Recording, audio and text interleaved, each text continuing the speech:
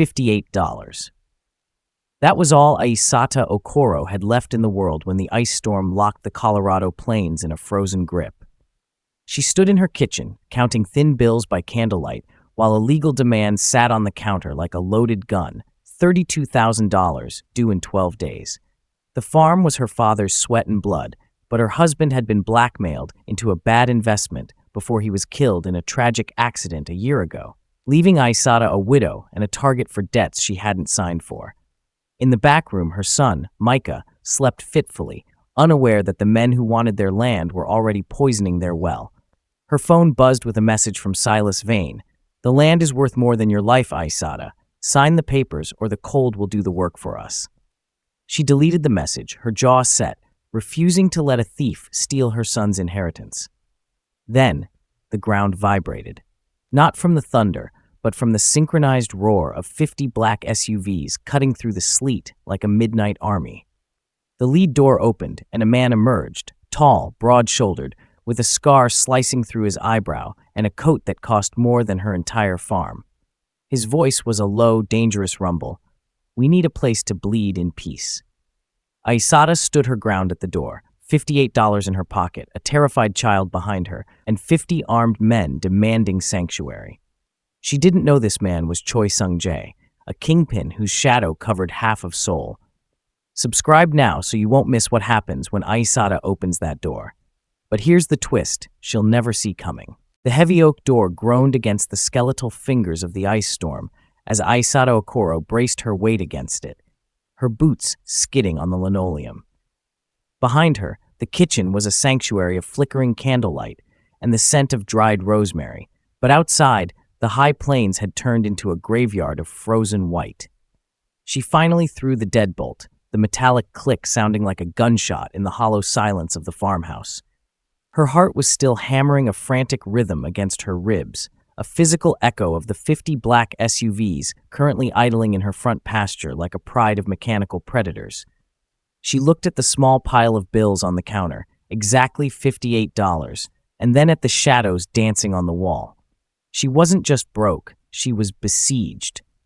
A sharp, rhythmic pounding at the door made her flinch, the wood vibrating with an authority that didn't care about her fear. When she opened it again, the freezing air surged in, smelling of ozone and expensive cologne. Choi Sung-jae stood there, the scar through his eyebrow looking like a jagged lightning bolt in the dim light. He didn't ask for permission this time, he simply stepped into the warmth, and behind him, 2 men in tailored suits carried a third, whose coat was slick with a dark, terrifying wetness that wasn't melted ice.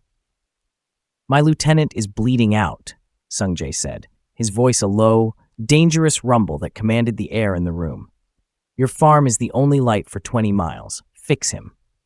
Aïssata looked at the wounded man, then at the blood pooling on her clean floor, and felt the old, self-sacrificing pride flare in her chest. She was a farmer, a widow, and a mother, but she was also the daughter of a man who knew the secret language of the earth. Her father had taught her that every weed was a bandage if you knew how to ask it. For a heartbeat, she thought of Silas Vane and the $32,000 she owed, thinking that if she let this monster into her home, she might be inviting a swifter death than the one Vane promised. But then she saw the wounded man's face. He was barely older than a boy, his skin turning the color of wood ash. "Put him on the table," she commanded, her voice finding a steady, crystalline edge that made the 2 bodyguards pause in surprise.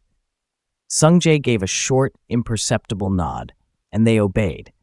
Aïssata moved with a frantic, practiced grace, her apron strings fluttering as she gathered her supplies. She didn't have a surgeon's kit, but she had a century of Okoro wisdom. She grabbed a jar of raw honey infused with yarrow and a bundle of dried comfrey from the rafters. The bodyguards watched her with hands hovering near their waistbands, their eyes cold and suspicious. But Sung-jae simply stood at the head of the table, his gray eyes tracking her every move with the intensity of a hawk. "You're using weeds?" one of the men hissed, his hand tightening on a hidden holster. Aïssata didn't even look up as she sliced away the bloody fabric of the lieutenant's shirt. "I'm using medicine that was here before your SUVs were built," she snapped. "Hold his shoulders down. This is going to burn." She applied a thick poultice of the yarrow and honey directly to the jagged tear in the man's side. The lieutenant groaned, a sound of pure agony that vibrated through the floorboards, and for a moment, the tension in the room reached a breaking point. The bodyguards surged forward, but Sung-jae raised a single hand, a silent command that froze them in their tracks. He was looking at Aïssata's hands, steady, dirt-stained, and utterly fearless. For the next hour, the kitchen became a theater of survival. Aïssata worked by the light of a single lantern held by the mafia boss himself. She stitched the wound with silk thread, her fingers moving like a weaver's, while Sung-jae watched the way she didn't flinch at the blood or the danger. She saw the tattoo on his wrist, a dragon coiled around a star, and realized she was playing a game where the stakes were higher than $32,000. When she finally pulled the last stitch tight and stepped back, her yellow shirt was stained and her bun was coming undone, but the lieutenant's breathing had leveled out. The color was beginning to return to his lips. She wiped her hands on her apron, her breath hitching in her chest as the adrenaline finally began to recede. Sung-jae stepped closer, his presence heavy and magnetic. He looked at the wounded man, then at Aïssata, and for the first time, the glacial ice in his eyes seemed to fracture. He reached out, his fingers ghosting near the foreclosure notice on the counter, his gaze lingering on the figure of $32,000. "You have the hands of a healer and the heart of a soldier, Aïssata Okoro," he said softly, the words carrying a weight of respect that felt like a shield. "In my world, we pay our debts in blood and honor. You saved my brother. Now, let me see about the vultures at your gate." Aïssata looked at him, realizing that the $58 in her pocket no longer mattered. The storm outside was still raging, but inside her kitchen, the power had shifted. She had earned the respect of a kingpin, and the tiny farm was no longer just a piece of land. It was a fortress in the making. The sun rose as a pale, sickly disk over the frozen high plains, casting long, bruised shadows across the Okoro farm. Inside the kitchen, the air was thick with the scent of iron and the cooling embers of the hearth. Aïssata stood by the window, her fingers tracing the frost patterns on the glass, watching the 50 black SUVs that now formed a silent, obsidian perimeter around her life. The lieutenant was stable, his breathing deep and rhythmic on her kitchen table, a living testament to the honey and yarrow that had done what modern medicine could not reach in a storm. She felt the heavy weight of Choi Sung-jae's presence behind her before he spoke, a magnetic force that seemed to pull the very oxygen from the room. He didn't offer a morning greeting. His world was one of action, not pleasantries. "My men are checking your land," Sung-jae said, his voice a low vibration that mirrored the distant thrum of idling engines. Aïssata turned, her yellow shirt wrinkled and stained, her bun loose, but her gaze was as sharp as the ice outside. She told him that she didn't need a security detail to tell her the soil was dying, but she didn't expect the look of grim calculation that crossed his face. He gestured toward the door, and together they stepped out into the biting morning air. The silence of the plains was broken by the crunch of snow under the polished boots of his men. Gianni, the salt and pepper-haired right hand, was kneeling by the primary well pump, a portable testing kit open beside him. He looked up as they approached, his face a mask of cold fury. Gianni stood, holding a small vial of water that looked clear but shimmered with an unnatural, oily film when the light hit it. He reported to Sung-jae that it wasn't just the storm that had killed the power. Someone had intentionally introduced high concentrations of arsenic and lead into the well line. Aïssata felt the world tilt. She looked toward the south pasture, where her small herd of cattle huddled in the lee of the barn. Her heart shattered as she saw 3 of them lying motionless in the snow, their dark hides stark against the white. She ran toward them, her boots sinking deep into the drifts, her breath coming in ragged gasps. She had known Silas Vane was a vulture, but she hadn't realized he was a butcher. She dropped to her knees beside her favorite heifer, the animal's eyes glazed and sightless. This wasn't just land grabbing, it was an execution. Silas Vane wasn't waiting for the $32,000 debt to expire. He was actively destroying the only collateral she had left to ensure she had nothing to fight for. She felt a hand on her shoulder, firm, steadying, and dangerously warm. Sung-jae stood over her, his gray eyes sweeping across the dead livestock with a glacial intensity. He didn't offer empty comforts. Instead, he asked how long the animals had been drinking from this line. Aïssata whispered that she had filled the troughs just before the ice storm hit, her voice breaking as she realized she had unknowingly served the poison herself. Sung-jae turned back toward the house, his coat snapping in the wind like a dark flag. He commanded Gianni to trace the chemical signature back to the local suppliers and to find out exactly who had been seen near the perimeter in the last 48 hours. The bodyguards moved with terrifying efficiency, spreading out across the fields like a hunting party. They weren't just checking fences, they were identifying a battlefield. Aïssata stood up, wiping the frozen tears from her cheeks with the back of a dirt-stained hand. She looked at the man who held the power of a kingpin and asked why he cared about a few dead cows in the middle of nowhere. Sung-jae stopped and looked at her, the scar through his eyebrow twitching. He told her that in his world, poisoning a well was the act of a coward who was afraid to face his enemy. He said that Silas Vane had thought he was attacking a defenseless widow, but he had accidentally poisoned a well belonging to a man who didn't believe in the law of the courts.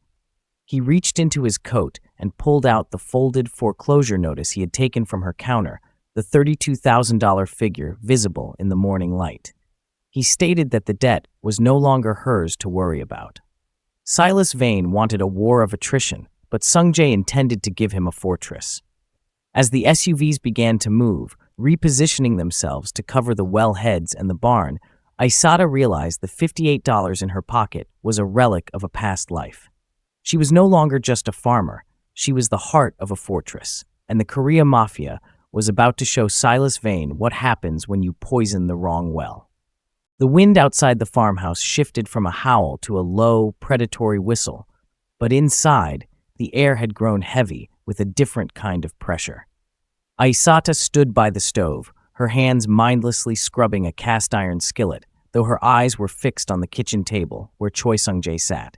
He had shed his heavy cashmere coat, revealing the crisp white shirt beneath, his sleeves rolled up to expose the solid, corded muscle of his forearms and the dark ink of the dragon coiled around his wrist.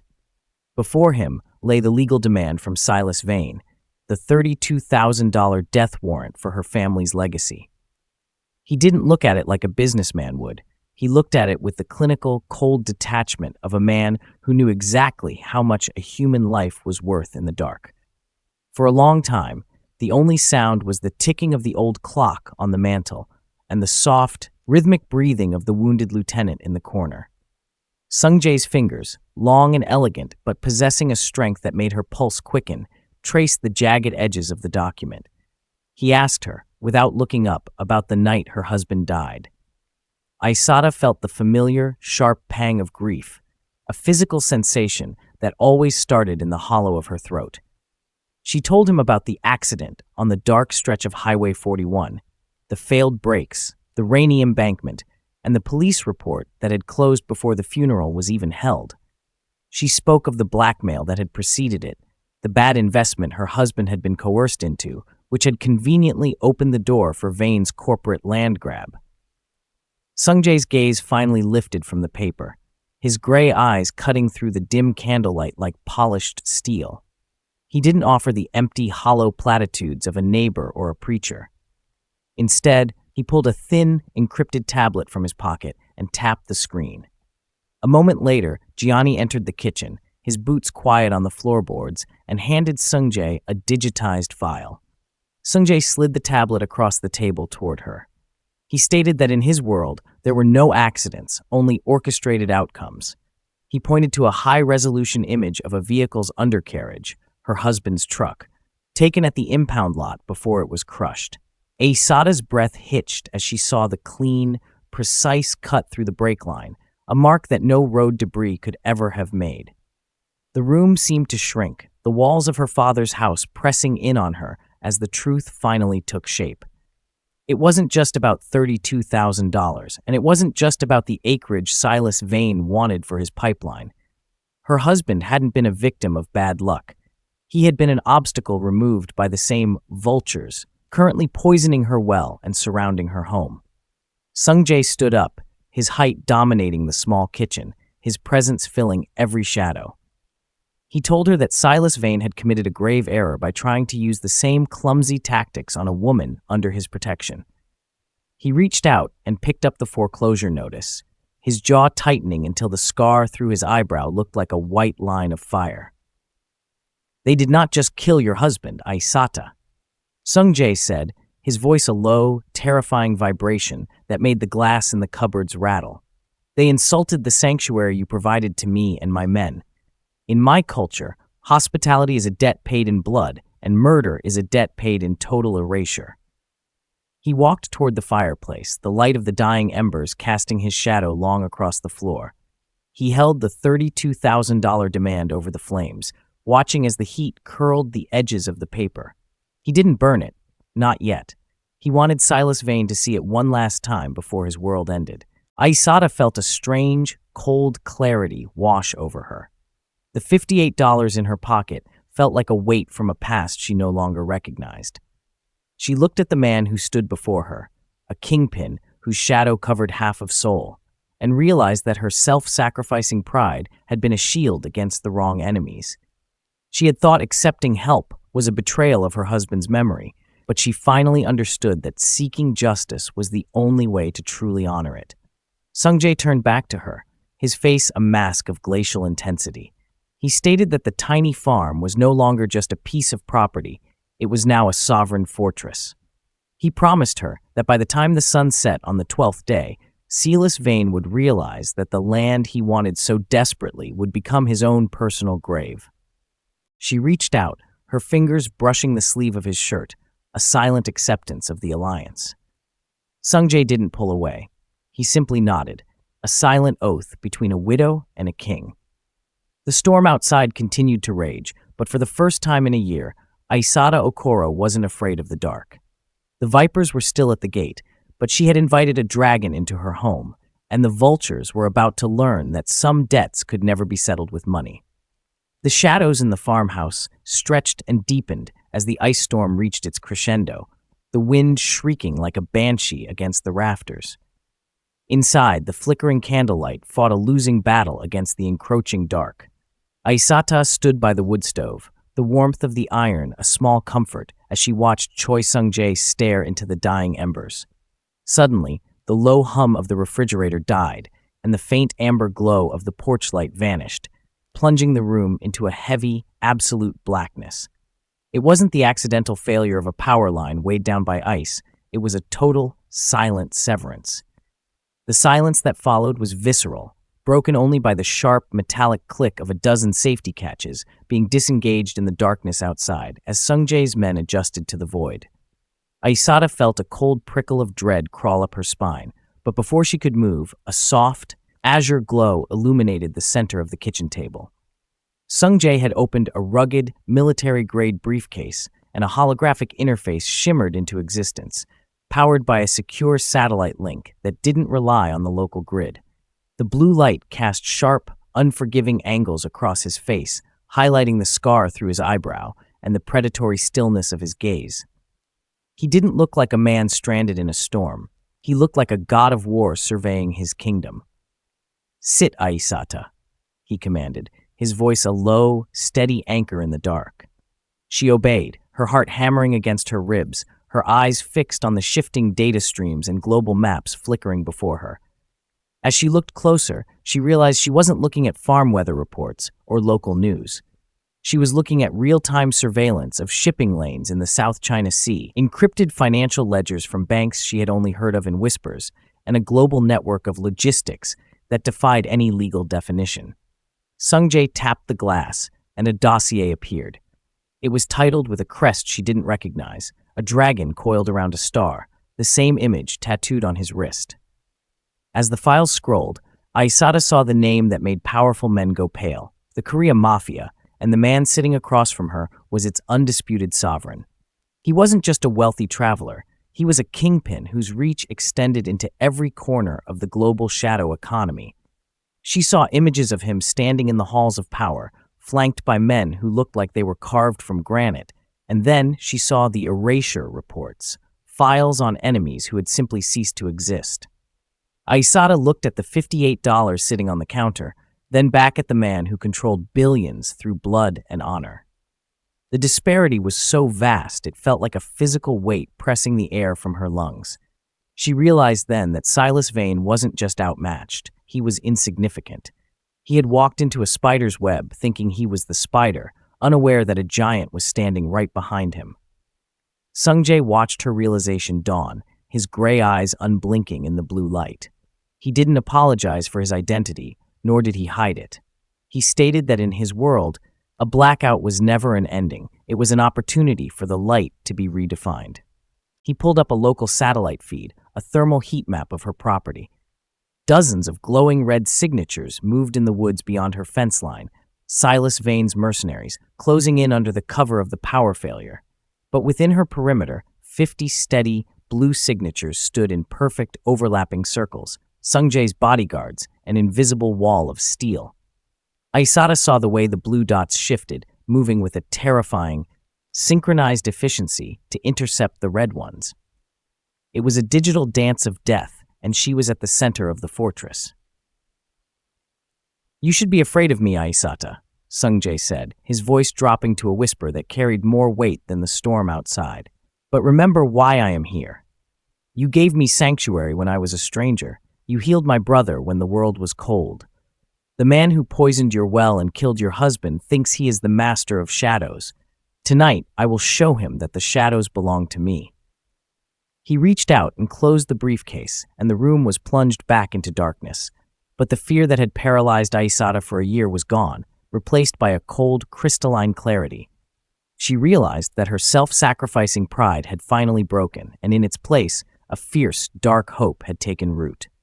The Okoro farm was no longer just a struggling piece of land, it was a sovereign territory.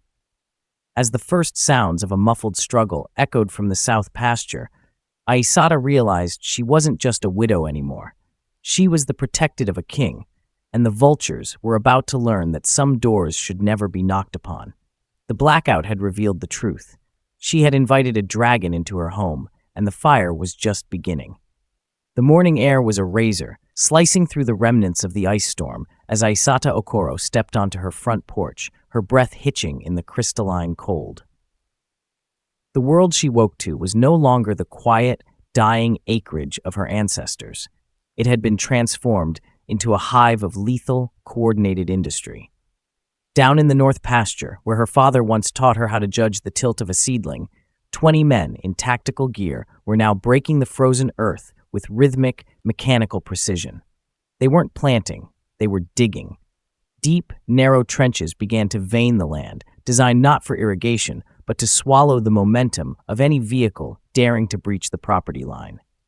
She clutched her worn cardigan tighter around her yellow shirt, watching as the humble Okoro farm was systematically erased and replaced by a sovereign fortress. Choi Sung-jae stood at the edge of the porch, his back to her, looking out over the fields with the detached focus of an architect of war.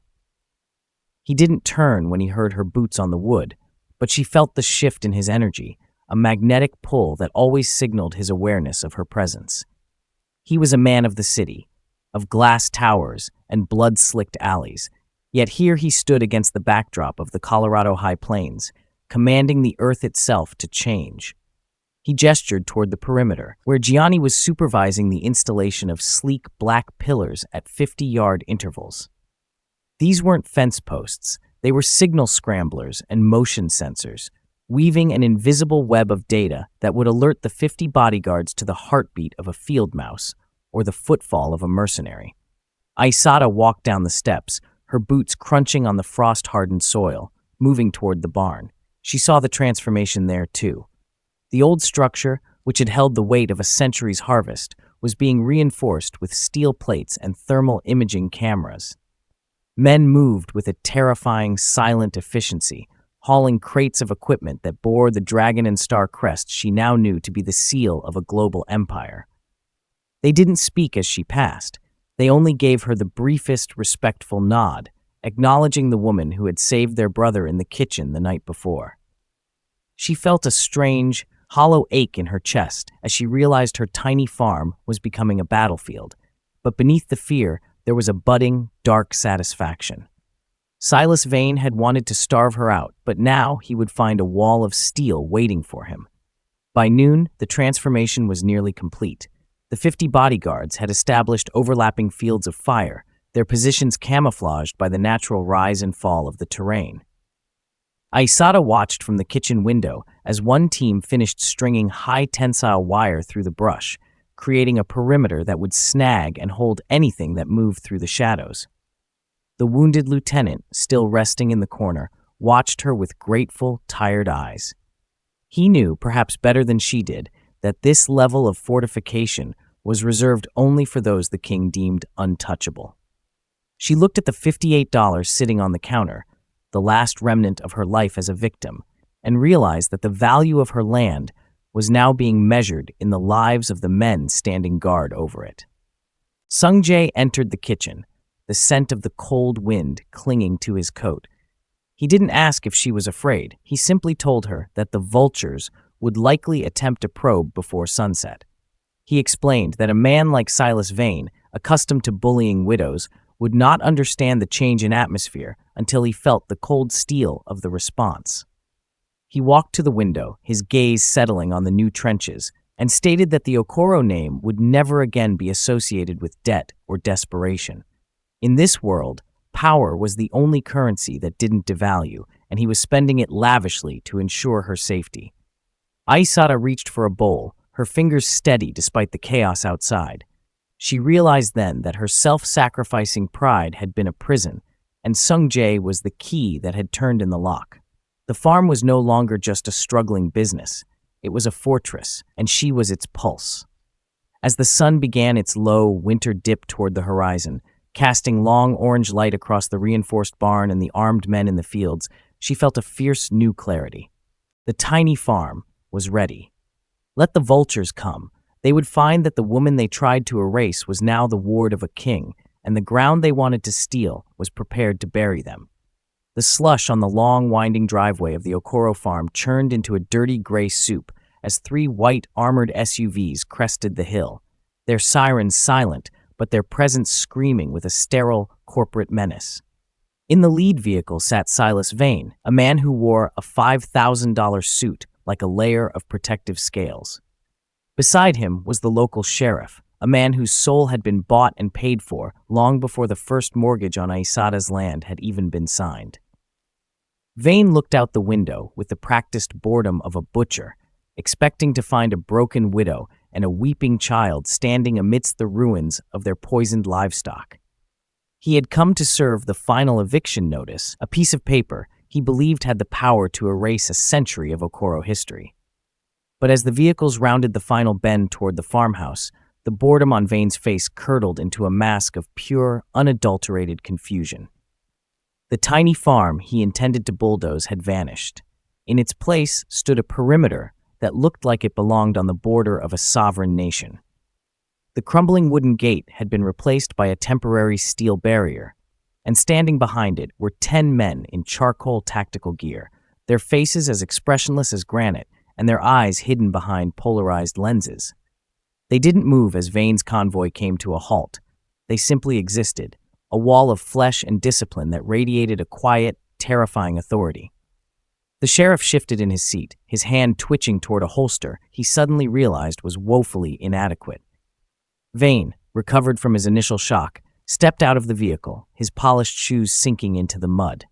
He clutched the eviction papers in his hand, trying to reclaim the narrative of the powerful man coming to claim his prize. "I am here to see Aïssata Okoro," Vane shouted, his voice cracking slightly against the biting wind. "I have a court-ordered eviction notice.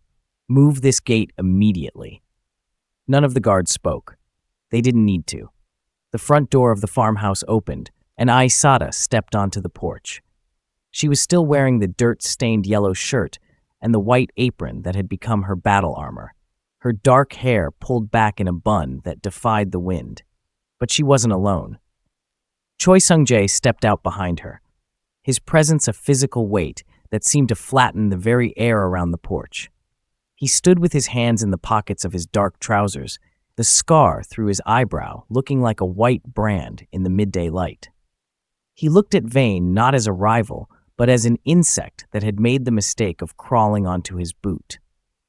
Vane marched toward the gate, the sheriff trailing behind him like a nervous dog.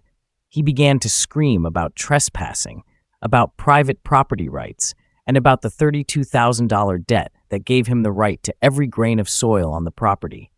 He shook the papers at the guards, demanding they step aside or face the full weight of the law. Aïssata watched him from the porch, her arms crossed, feeling a fierce, cold surge of triumph. For a year, this man had been the monster in her nightmares, the vulture who had systematically dismantled her life. Now, seen through the lens of Sung-jae's world, he looked small, desperate, and pathetically loud. Sung-jae gave a short, imperceptible nod. Gianni stepped forward from the shadows of the reinforced barn, holding a small, encrypted tablet. He didn't look at Vane. He looked at the sheriff.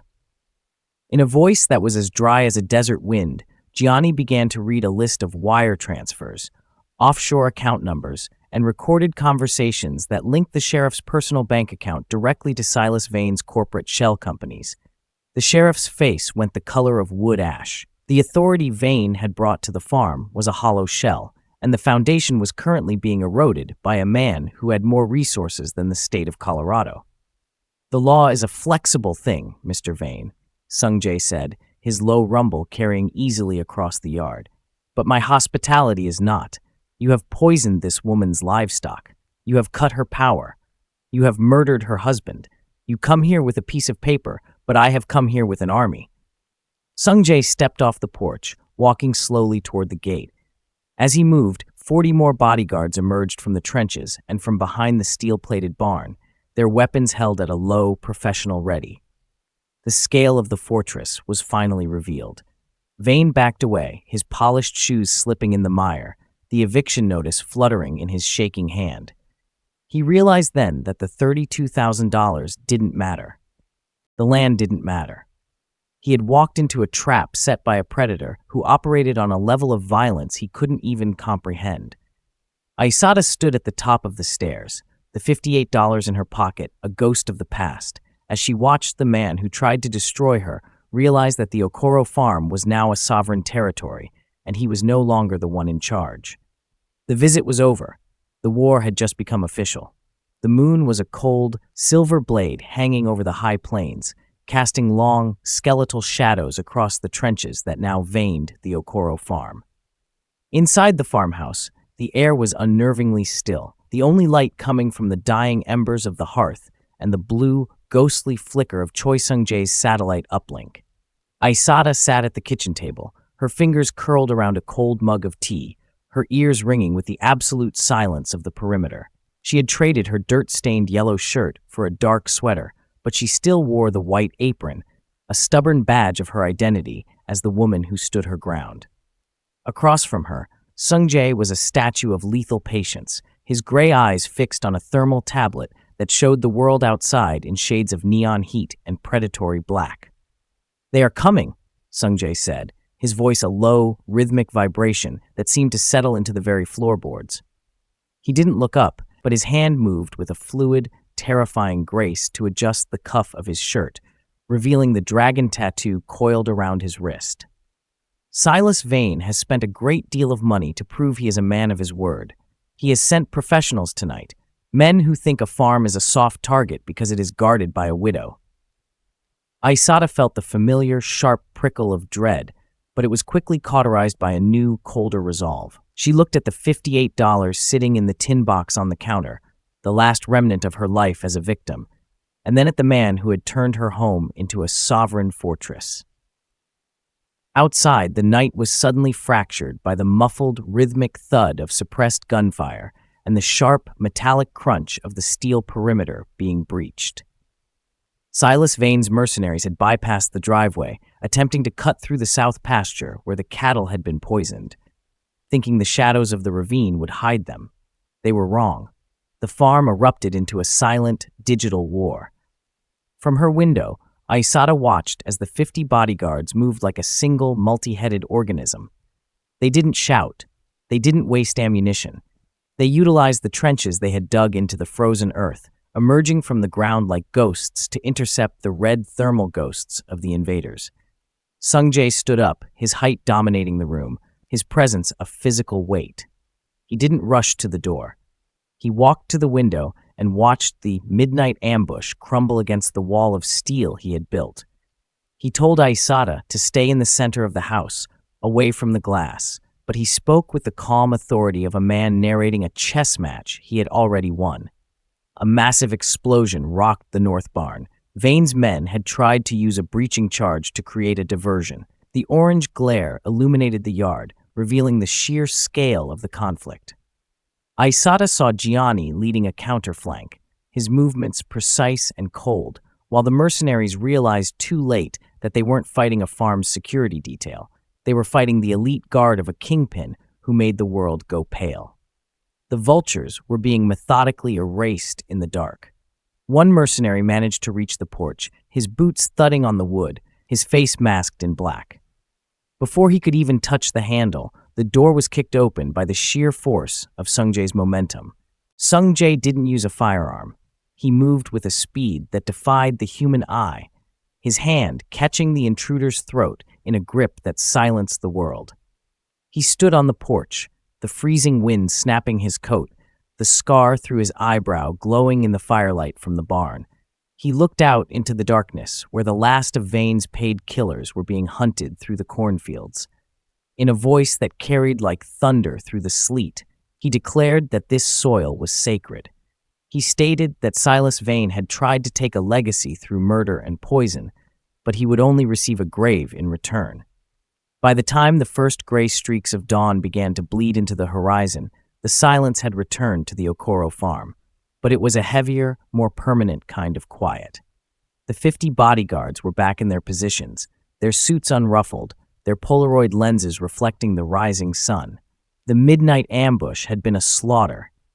Aïssata stepped onto the porch, her boots crunching on the brass shell casings that littered the wood. She looked at Sung-jae, who was wiping a smudge of dark wetness from his cuff. He looked at her, and for a fleeting second, the glacial ice in his eyes softened into a hard, protective respect. He reached into his pocket and pulled out the $32,000 demand, now singed and crumpled, and handed it to her. He promised her that Silas Vane would never send another man to her door. "Nobody touches her," he whispered, and for the first time in a year, Aïssata Okoro knew she was truly safe. The tiny farm was no longer a target. It was an altar to a debt that had been paid in full.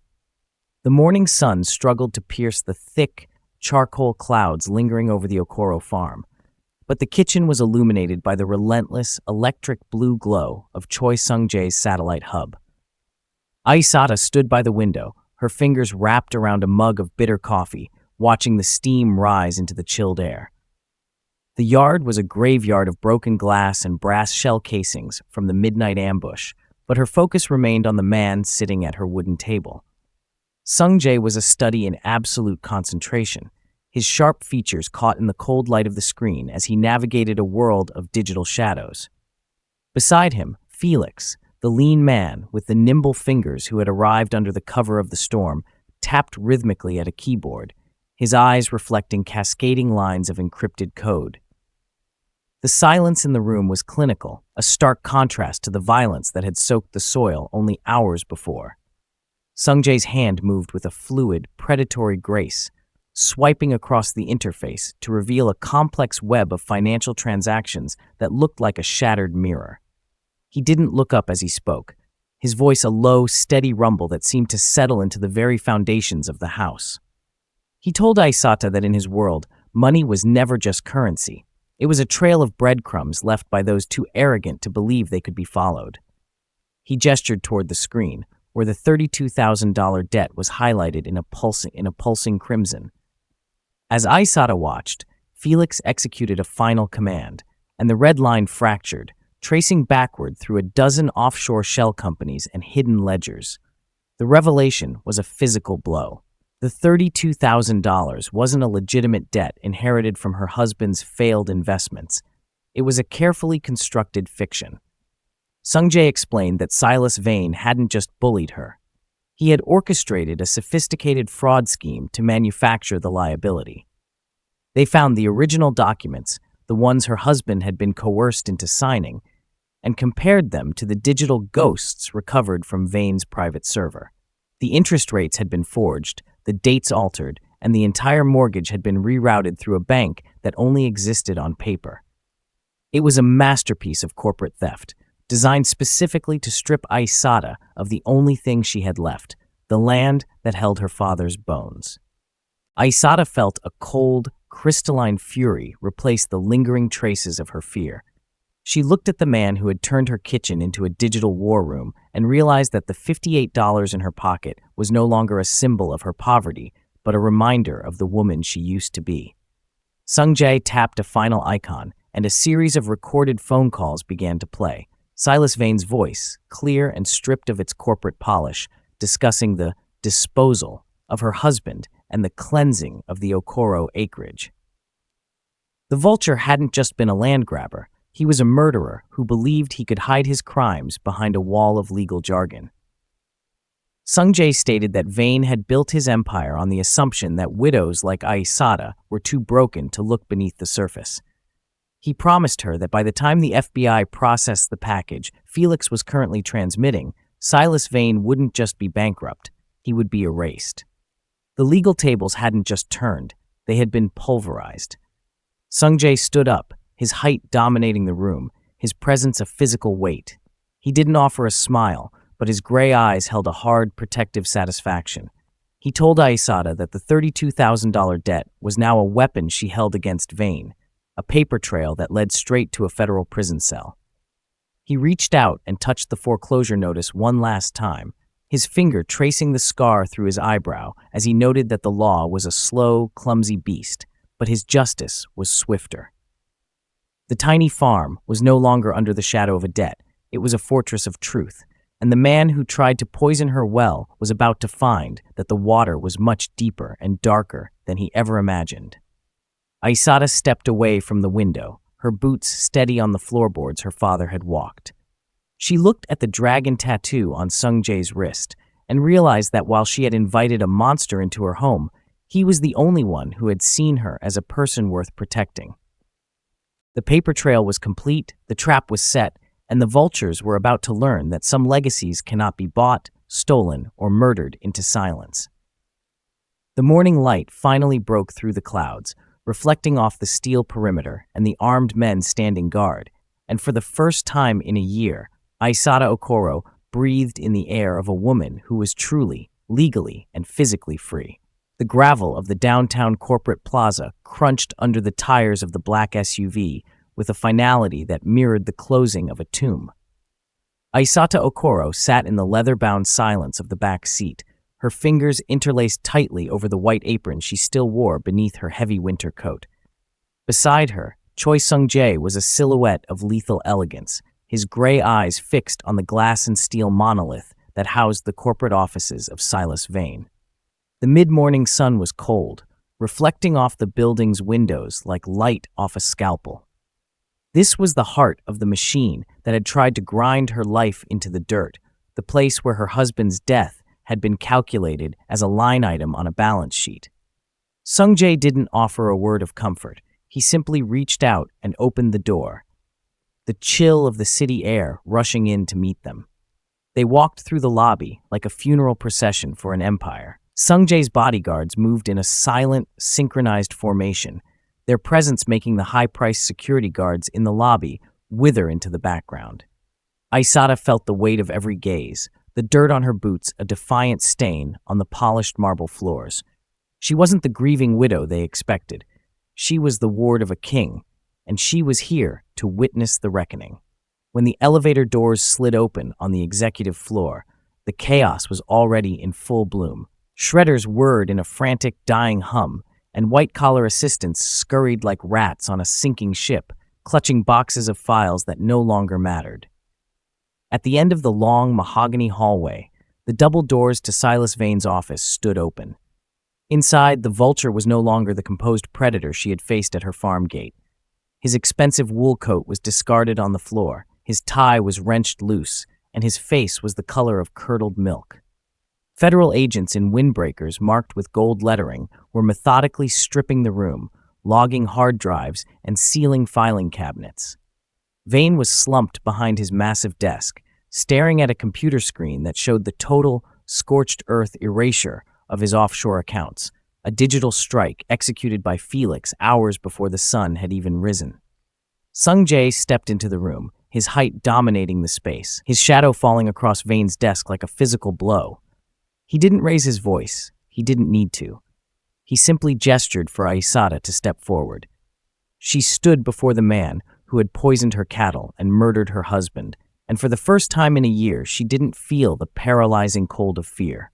She felt the heat of a righteous, volcanic anger. She reached into her pocket and pulled out the $32,000 demand, the document Sung-jae's hackers had proven to be a forged instrument of fraud.